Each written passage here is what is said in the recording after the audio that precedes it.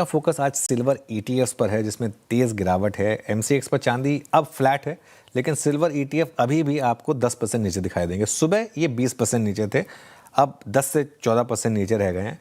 क्यों है silver ETF में इतनी बड़ी गिरावट? हॉर्मा से समझते हैं।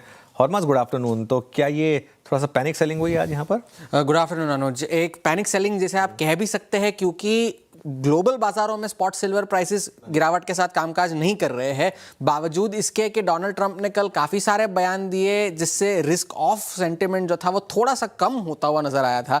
आज भी अगर आप देखें तो ये सारे ईटीएफ, जैसे आप कह रहे थे, 9 से 10% की गिरावट के साथ, 15% की गिरावट के साथ कामकाज कर रहे हैं। एक वक्त पर सुबह तो ये 20% की गिरावट के साथ ये सारे ईटीएफ्स कामकाज कर रहे थे। अब ये हुआ क्यों? अब ये हुआ इसलिए क्योंकि डोनाल्ड ट्रंप ने पहले तो ग्लोबल बाजारों में कल थोड़ी सी गिरावट देखने मिली थी, जब डोनाल्ड ट्रंप ने ग्रीनलैंड को लेकर के बयान दिया कि वो सैन्य क्षमता का प्रयोग नहीं करेंगे। उन्होंने ईरान को लेकर बयान दिए, उन्होंने टैरिफ्स को लेकर के बयान दिए कि वो 1 फरवरी से जो टैरिफ लगने थे वहां से वो नहीं लागू होंगे, उससे वो पीछे हट गए। लिहाजा थोड़ा सा दबाव ऊपरी स्तरों से कल देखने मिला था, लेकिन आज ऐसा नहीं है।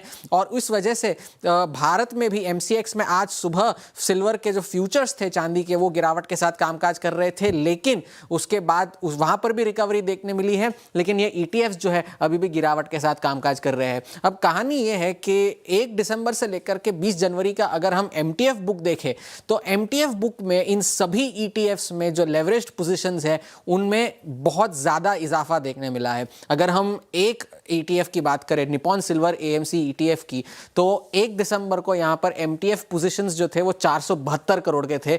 20 जनवरी का जहां तक का डेटा उपलब्ध है, ये पोजीशनिंग बढ़कर 1200 करोड़ की हो गई है। और ये सभी बाकी के भी आईसीआईसीआई, एचडीएफसी, एसबीआई, कोटक, इन सभी में कम से कम 2.5 गुना से 3 गुना तक का इजाफा इन सभी एमटीएफ पोजीशंस में देखने मिला है। अब अगर हम 21 जनवरी तक की बात करें तो स्पॉट सिल्वर 30% ऊपर था और निप्पॉन सिल्वर ईटीएफ ने स्पॉट प्राइसेस को आउट परफॉर्म किया था, ये 45% ऊपर थे। तो एक थोड़ा सा मीन रिवर्जन भी जिसे आप कह सकते हैं।